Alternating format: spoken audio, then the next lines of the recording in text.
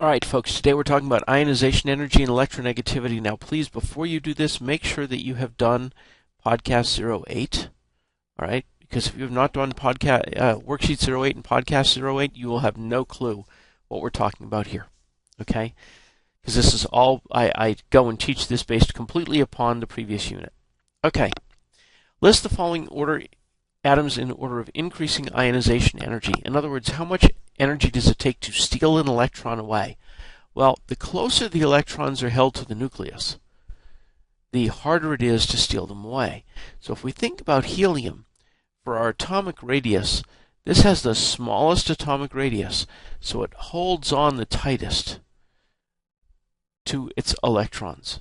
Okay, so if I look at the next group, the fluorine always takes on a charge of -1, meaning that it grabs electrons. It really wants them, right? Francium, on the other hand, is really big and fat, okay? And frankly, it can't go and hold on to its electrons very well at all because they're so far away. All right, so francium is very large. So it's very easy to take an electron away from francium. It's very hard to take it away from helium because they hold on to each other. Okay, so the bigger numbers are going to be up and to the right, and if you think about this, this is exactly opposite to the atomic radius. So when I am asked a question like this, I always do it the other way. I always write down atomic radius order and then figure the rest out. Okay, so let's go and look at this particular problem and find these elements on the periodic table. Well, there's chromium, there's nickel, and gallium. There you are. There it is, but where's my cursor? Way over there. All right, there's gallium. And the last one's potassium. That's over here on the left. I know where that is. All right, so notice it's real easy to take electrons away over here, and it's real hard to take electrons away the further to the right we go. So that means the easiest one to take it away from would be potassium, which takes the least amount of energy, and then chromium, and then nickel, and then gallium. Okay. How about this one? Well, first thing I'm going to do is I'm going to circle them. I have phosphorus, I have arsenic, I have fluorine, I have mercury, which is down here, and I've got francium. Okay. So I'm talking about ionization energy. Right? So again, the smallest size is to the right, so that means it's hardest to take those away. So the easiest thing to take something away from, the easiest electron to steal away would be franciums, followed by mercuries, followed by arsenics, followed by phosphorus, followed finally by fluorine. Okay, you're not taking an electron away from fluorine. Okay, increasing electronegativity. Oh, I needed something. Well, anyway, increasing electronegativity. It is exactly the same. It works exactly the same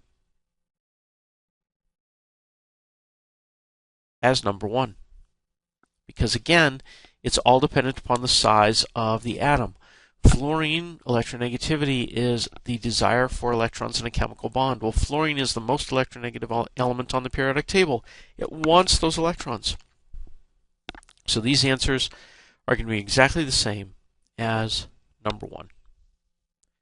So I'm not going to do them again because the logic all applies.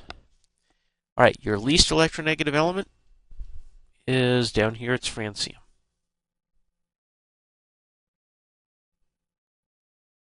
Your most electronegative element is fluorine. All right. When we talked about successive ionization energies, these are really easy. Notice you've got a number 900 and number 1700. That's about twice as big, and then all of a sudden I jump up to something that's 10 times as big. So here's my break. All right.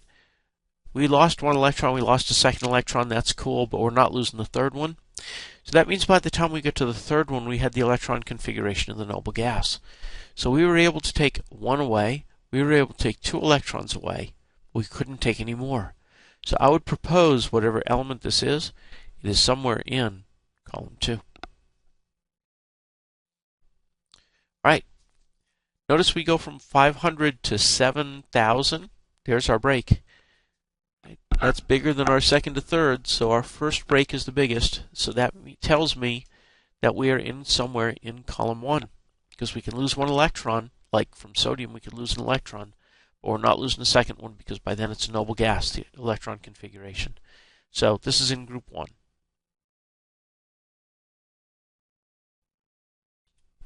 And how about this one? Well, we got 800. Yeah, all right, big deal. We got 2400. Yeah, big deal. We got 3600. Yeah, that's not a big deal.